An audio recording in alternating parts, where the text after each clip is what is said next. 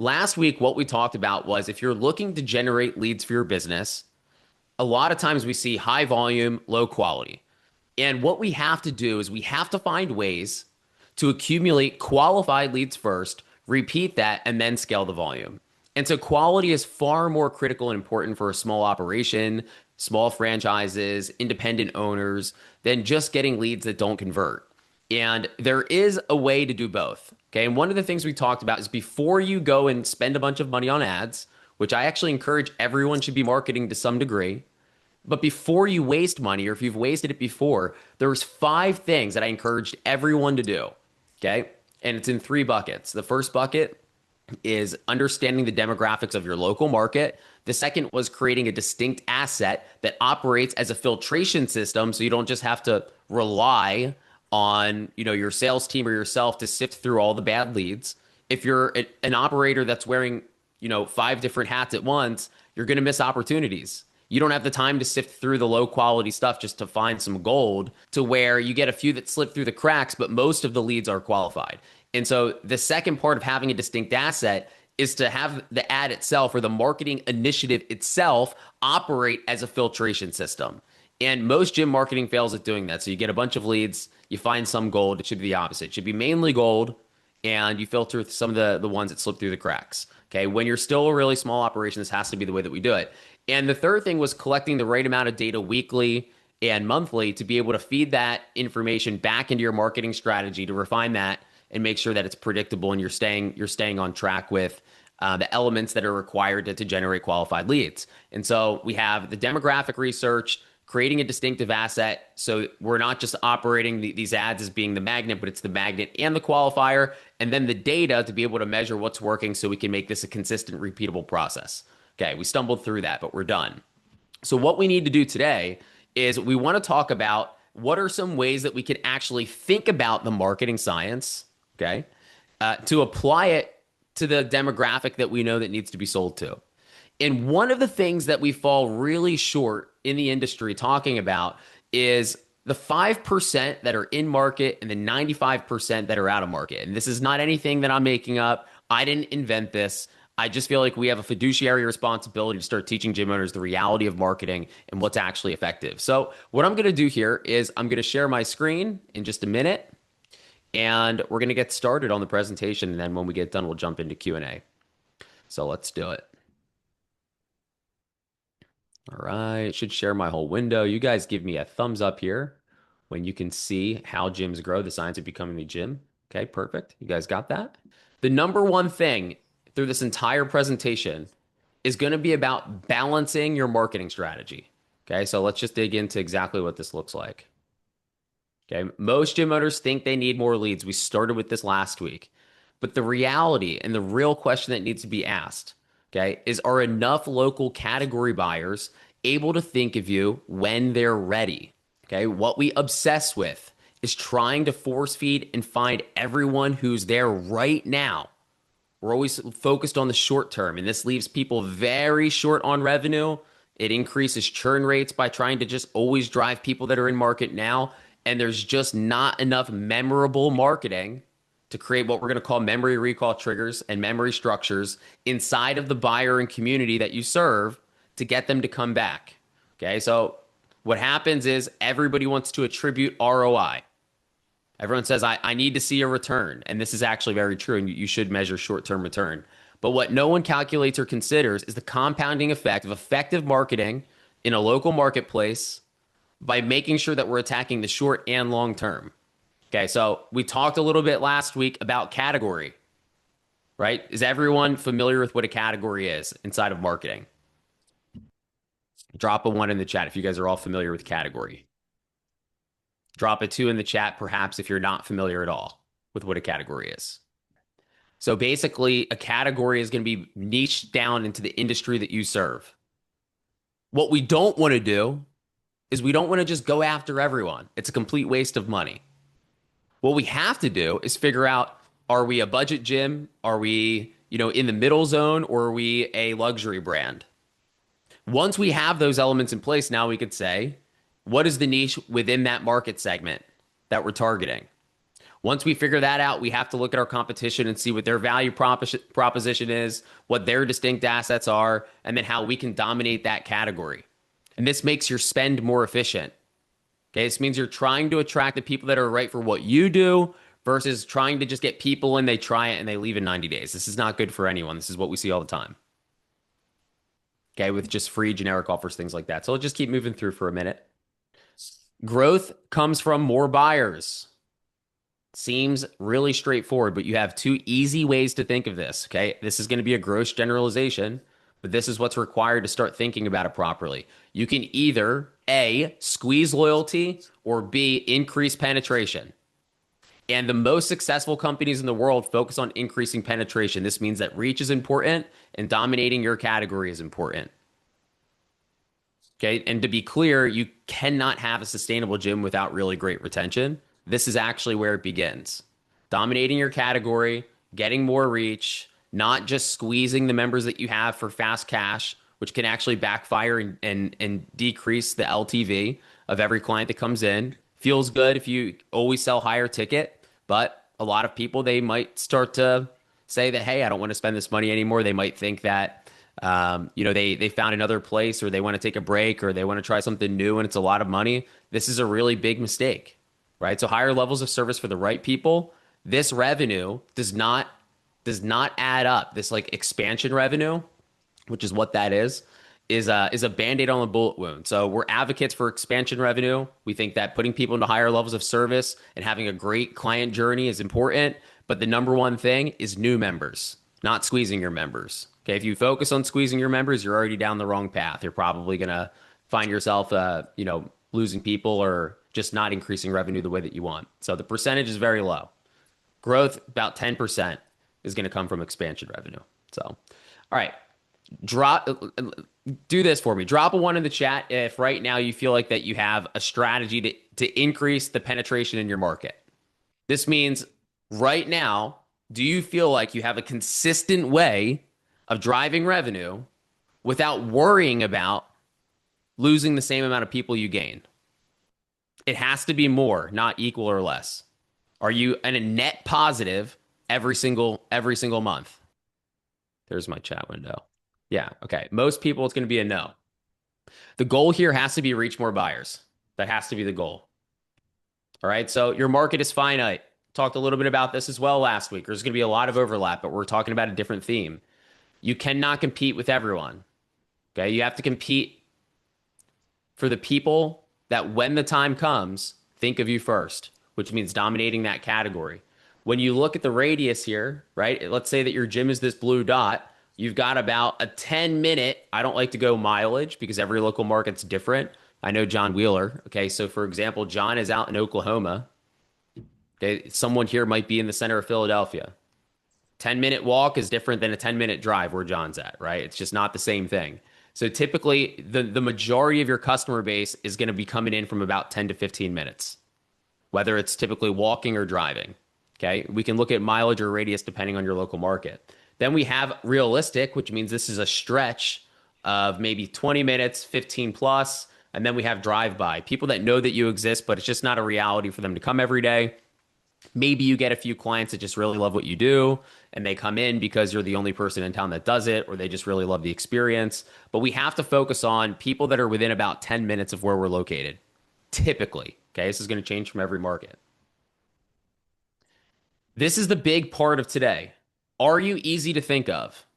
Okay, mental availability is the probability that your gym comes to mind in a real buying situation. If a person can't think of you easily, the rest doesn't matter. So I'm going to give examples. I'm going to pull examples up on the screen in just a minute. And I'm going to have everybody, drop things into the chat, take a guess. We're going to do some like actually hands-on, like I need people to participate. Because what you're going to find here is that most people have no understanding of brand. Most people don't recognize who we are as small businesses. And no one's measuring the vast negative impact that has on our revenue stream. Okay?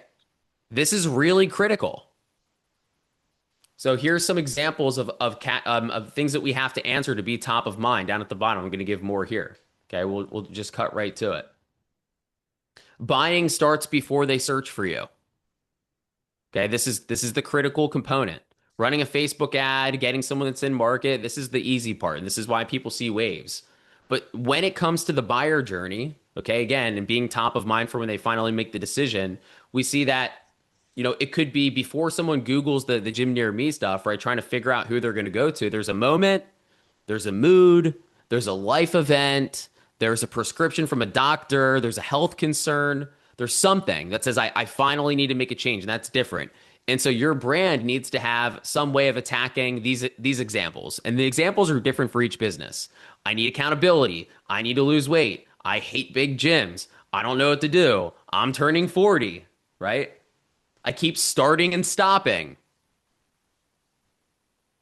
So think about Planet Fitness. I use them as an example all the time because everyone can hate them, but they're great marketers and they're doing really well, by the way, right? One of the things that they do is they talk about the lunk alarm, which they don't use anymore. As ridiculous as that is, who are they marketing to? They are answering a question that lives inside the mind of the buyer. I don't want to go to a gym with people slamming weights. That's the example. Okay, this is very intentional. And so certain communities, and this is why the local demographic research is so critical that we talked about last week. Okay, and by the way, guys, I'm a little bit shoddy on the presentation here because my camera is broken, as I stated in the beginning. So my computer setup it now looks different than I'm using my Zoom camera. So it's a little bit harder for me to navigate this session. So just bear with me as we get through it if it's a little clunky. Okay, so I apologize in advance. I really can't see what I'm doing. So that's a great example. I don't want to go to a gym because I'm intimidated. I don't want to go to a gym where people have their cameras out. I don't want to, like, this is Planet Fitness nailed it. And now they're going in the other direction. They're adding strength equipment. They took away the lunk alarm, right? It's a different thing, but there's reasons for that.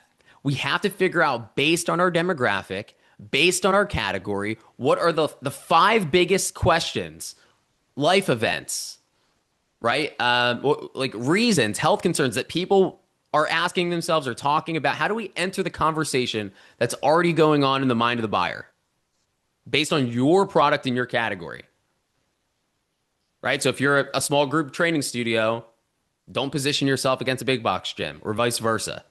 Doesn't matter. You could say that you lose members to a big box gym, or if you own a big box gym, you could say you lose members to Orange Theory. It's that's not the vast majority of your market of why you're winning or losing. That's just a psychological, emotional state that we get in sometimes.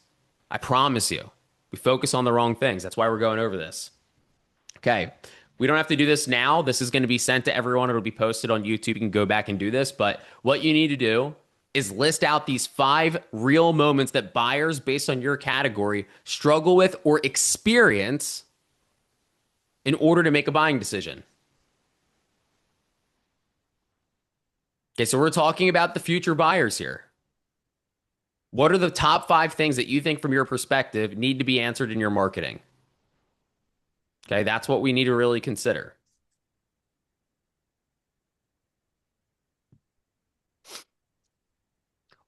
One way for us to stay top of mind after we've considered those are going to be like the DNA of your asset, building a distinctive asset. Okay, we're going to do examples here in just a second that I think everyone is going to get. This is where I want everyone to participate. Can people recognize your brand fast? Imagine spending money on Facebook ads or Google or even just boots on the ground, asking people to drive referrals, forming corporate partnerships. You're sending materials out. You're doing all this effort. You're spending time and money, one or the other or both, and people just can't remember who you are. You know what happens? People say, didn't work for us. The question we have to ask and internalize is, why didn't it work for us? If someone's scrolling past, an ad on Facebook, or someone's driving by your facility, maybe you have something on the radio, there's all these different things we could do. What makes it memorable? Okay, we got color, logo, the owner's face. Sounds like a funny one, but this is a real one. The gym itself. Okay, so this would mean, like, maybe if you have a franchise, you already have brand equity. Do you own a phrase? Who knows? I have a hat right here. Who knows this phrase? Everybody knows this one, right? If someone says just do it, what's the first thing that we think of? It's pretty rhetorical. And then we have member story format. These are just examples. We need to choose certain things. Now, the more complex that your marketing strategy gets, the more that you can blend all of these together. But we have to have a starting point. We have to figure out how do we build a distinctive asset. Most people that you guys talk to that are in this industry, they're going to say, this is the fastest way. We'll fill your gym. Here's an ad that works for everyone. And what happens is you get a burst of leads and then it falls off. And maybe you try a few things and the same thing happens up and down. That's because we're only focused on in market right now buyers who have no idea who your gym is. It's not memorable. It gets washed in with everything else. And then the people that are doing this stuff win long term. This is the reality of the situation. Okay, so here's the deal.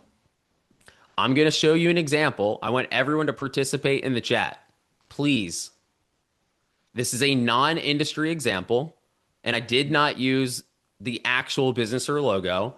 And when you see this, you're going to think immediately, maybe this is dumb or stupid or super obvious. And I just want to remind you that that is the entire point.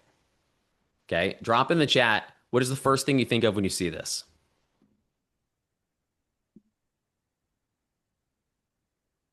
Anyone?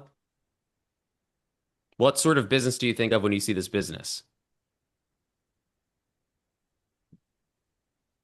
Yeah, that's right. Fast food, McDonald's, right? We've got yellow, red. We've got a golden arch. There's no Hamburglar. There's no Ronald McDonald, which is a distinctive asset, by the way. If I put Ronald McDonald on the window here, you'd immediately know. If I replace this arch with a double arch, you'd immediately know. But for some reason, okay, it's not always going to be 100%. Most people would look at this and say it looks a lot like McDonald's, even if it's removed from someone's brain. We're talking to fitness professionals right now. I can't even remember the last time I had fast food. The only other asset that I think of that's red and yellow like this that stands out to me in the fitness industry is retro fitness. And the mistake that they make is that when I go in there, the first thing I think of is McDonald's. And so do their customers. We actually have surveyed retro fitnesses. There's like 70% of people say that it reminds them of McDonald's. It's absolutely insane, right? But at the same time, in the fitness industry, it's become almost like an iconic thing. And so it still works for them to some degree. Now I'm going to do an in-industry example just to hammer this home. What's the first thing we think of here? Drop it in the chat. Gym, purple equipment. There's two answers. Okay. Planet Fitness, P-Fit, Planet Fitness. Yeah, there is one other possible answer. Okay. And that would be Anytime Fitness. So we got Planet Fitness and Anytime Fitness. Now, here's why it's okay for both of them to distinctly go after purple equipment. Now, there's only so many colors, first of all. So you can't limit yourself completely. But here's the thing. They're not in the same category. Okay? Planet Fitness is a budget gym. Anytime Fitness is a middle of the road, more exclusive, sold is less crowded, upsell opportunity to PT. It's a hybrid model. It's not this hybrid. I don't mean online training. I mean like between PT and membership split. It's a different bracket of membership. Okay, below $20 to $25 is a budget gym. Then you have your middle tier gyms, and then you have luxury. Training studios typically get lumped into luxury because of the cost. So if you have a training studio and you're 100 plus, you are in some way fighting against other luxury gyms. And I went to pull some out. Even though the category is different. Barely fucking. All right, I had to mute someone there. So hopefully we understand this, right? So it's okay if the branding even feels similar, if the category is totally different. Somebody that just doesn't want to spend any money, who only wants to compete on cost, Anytime Fitness can try to pull members away from Planet, but they're better off focusing on people that don't want crowds. And if they focus on that and they hammer that home and they're known as the gym that has space and availability, a smaller community, they'll find the people that want that more often. They can recycle that through their marketing. They can grow a reliable base. And people that graduate from budget gyms, tired of the crowds, they'll go there. Focusing on competing with a budget gym is a race to the bottom. If you're a budget gym, you have a really good value proposition. But my point here is that we have to stick to marketing Most of the traffic within our category. Stop worrying about people that don't do what you do. It's a waste of time. Okay. There's going to always be transients. There's going to be people that have multiple memberships. There's going to be people that want different things. There's going to be people that change from high to low, low to high. Forget about all that. Let them do that on their own. Okay. Let's go to the next thing here. If everybody looks the same, nobody gets remembered. This has nothing to do with just the colors. We talked a little bit about offer creation briefly last week. And by the way, Leo's going to drop this. Leo, can you do this now for me? Can you drop the YouTube link to last week's session for people that are new that maybe want to go back and watch that? That would be great. And so we talked a little bit about, generic offers and how easy it is to make it feel different. A 12-week challenge, a 6-week challenge, $1 down to join, 1 month free. I think Anytime Fitness is probably going to come after me after this. I actually like the franchise model, but right now they're running 2 months free. It's crazy. And the biggest thing is just saying that means absolutely nothing. The generic offers can work. We're not a big fan of it. They can work, but they need to be molded into a way that are memorable and distinct to your brand. This is so important because you might get a big return on the front end, but what about the back end? 6-week challenge, limited spots, transformation, burn fat, build muscle. Great. But is it a recognizable asset? I hate that stupid thumb from Planet Fitness, but you just can't not know what it is when you see it.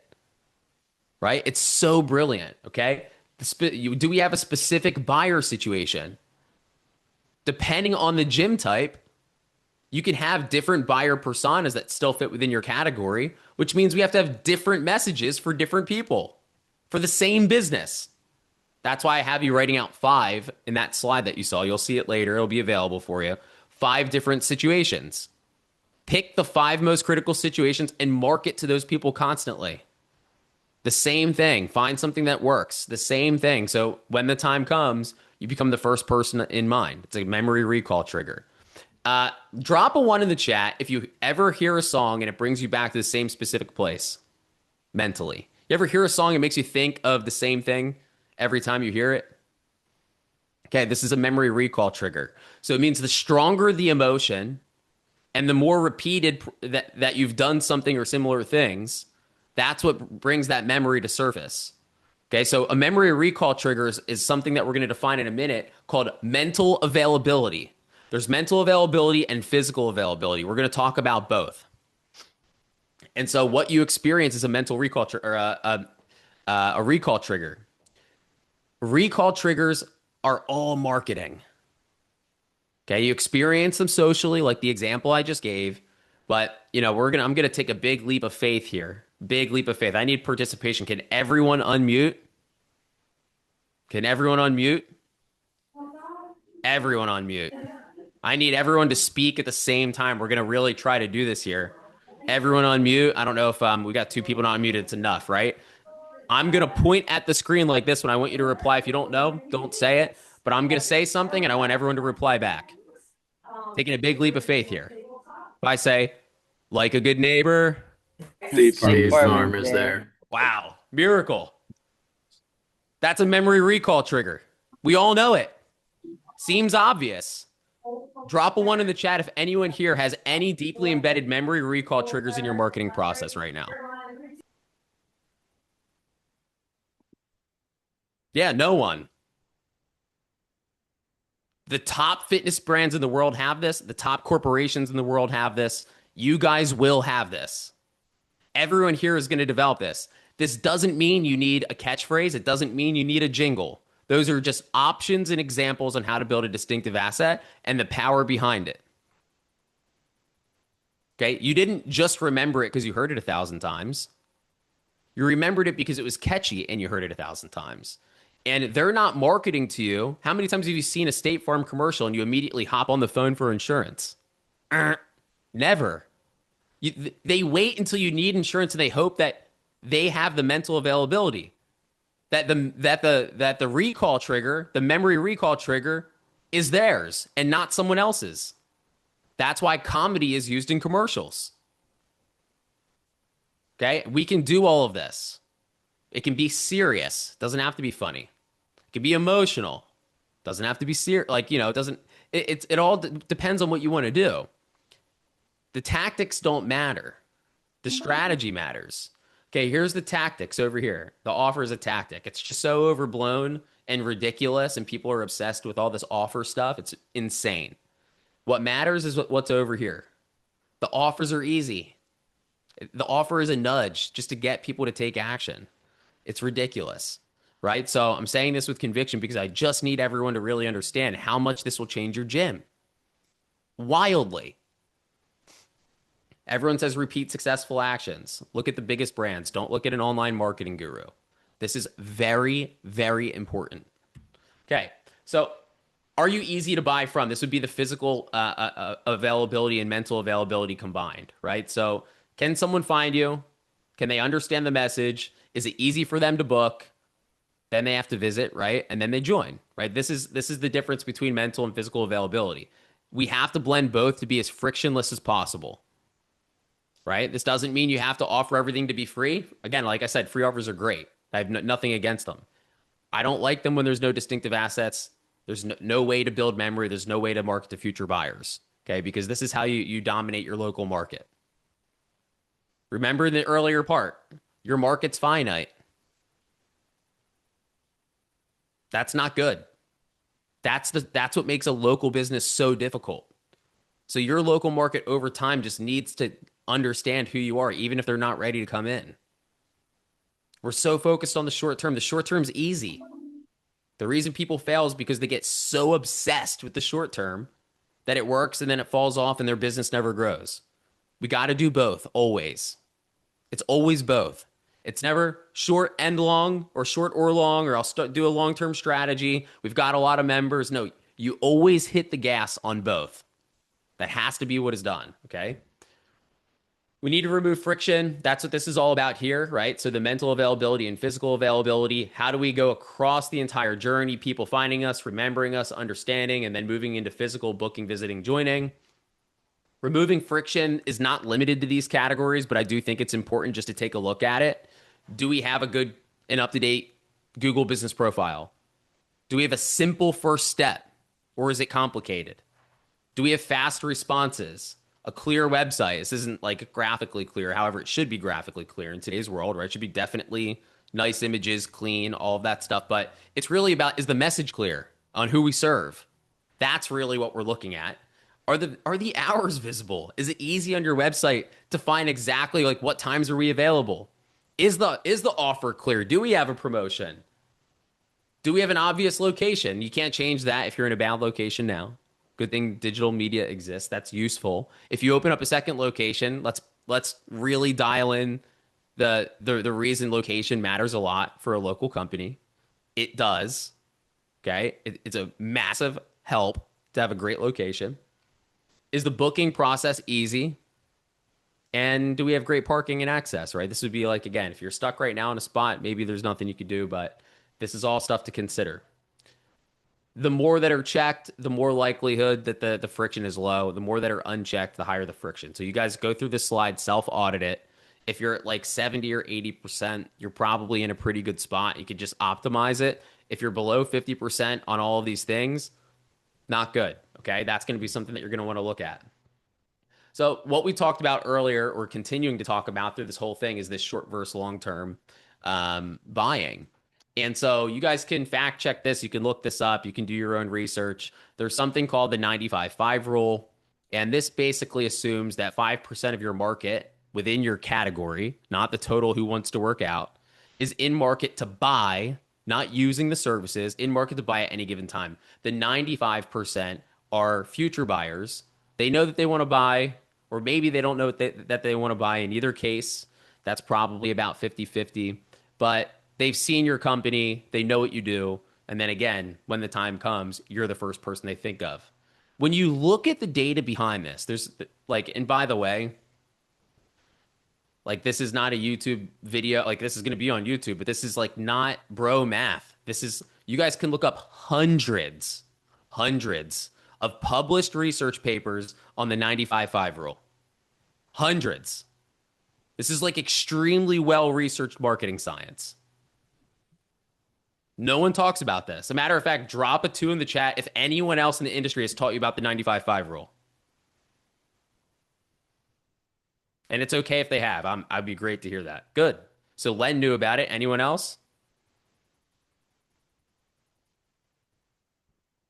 No one actively talks about it on average. Len's got a good source. But that's good. This is so important for people that if you own a business, you got to know this, right? And so we're going to teach the stuff that's not always sexy, but that needs to be understood. And if you know that 95% of your local market is yet to buy right now, by a show of hands, right? Well, let's just keep using the chat because it's easy. Drop a one in the chat if you think it makes sense to only market to the 5%. And just be honest. Drop a one in. Okay, drop a two in if you want to market to both. Yeah. Okay, we're hammering this home. If we only market to the 5%, we will never have a compounding effect on a revenue. If you walk into a bar, yesterday was Cinco de Mayo. I don't drink, but I'm using it as an example because it's just on my mind. And you grab a Dos Equis. Does everyone know Dos Equis? That's probably not the most common beer, but does everyone know what that is? Yeah. The most interesting man in the world commercials. I actually think they do a great job. That's one of their distinctive assets. Mascots are a distinctive asset. Okay. If you grab, a bartender comes over to you and says, "What would you like to drink?" And you say a Dos Equis. What commercial are they going to attribute that sale to?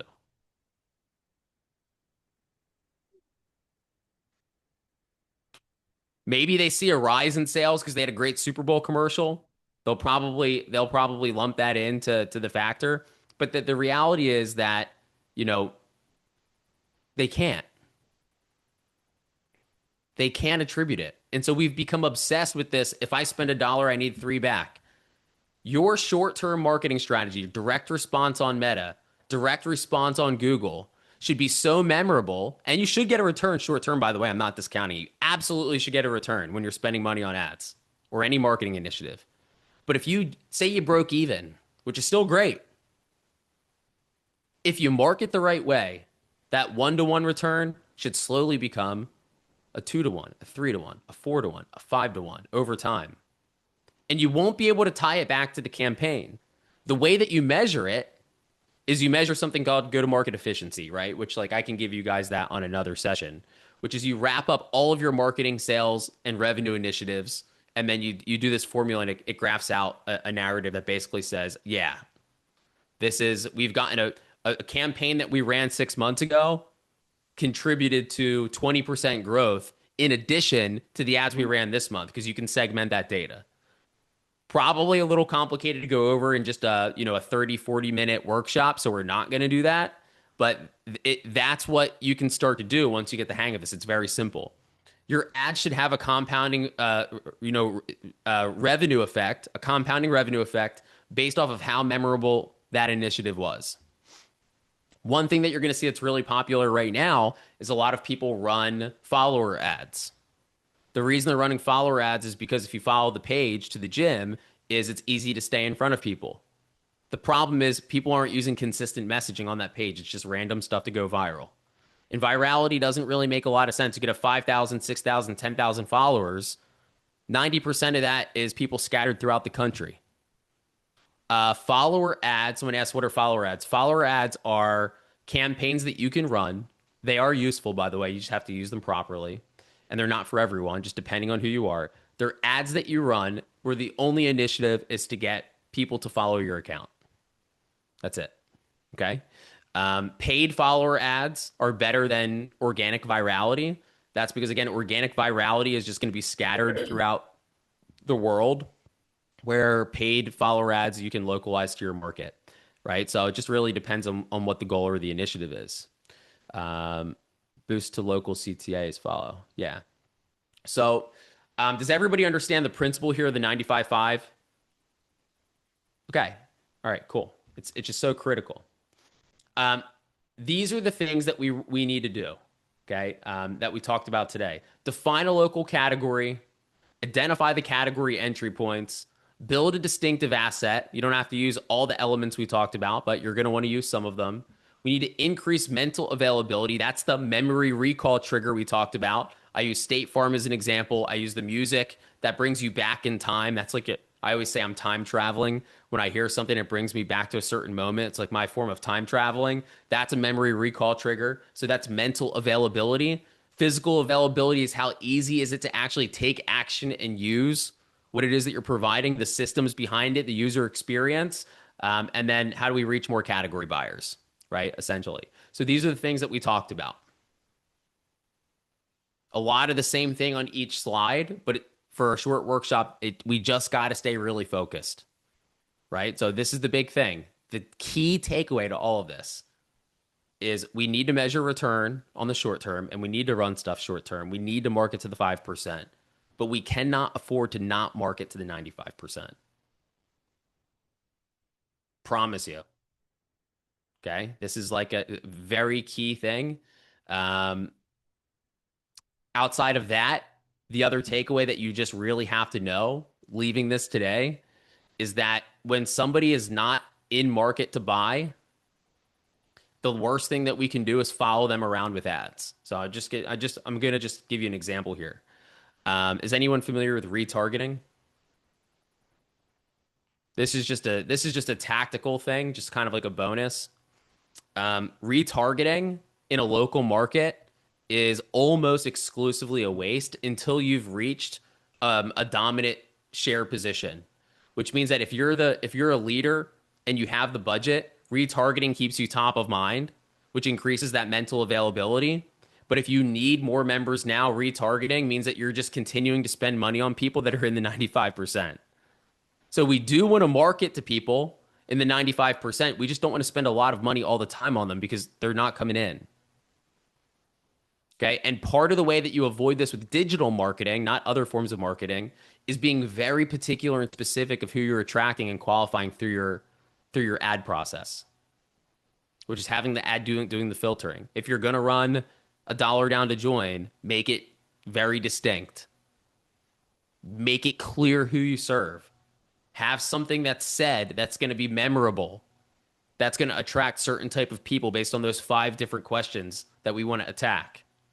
All right. So, again, guys, thanks for sticking with me on the lesson. My camera's not working. Really couldn't tell you what's going on. So usually I have better talking points. I don't stutter as much going through this, but today it's a little disjointed, and I just appreciate each and every one of you just being patient through that, and hopefully it's valuable. So what we're going to do now is I'm going to unshare the screen. We're going to roll into Q&A. So just based on today's lesson or anything that's applicable to marketing, I just want to take the time to answer questions for anyone that's trying to implement some sort of process, trying to grow their gym.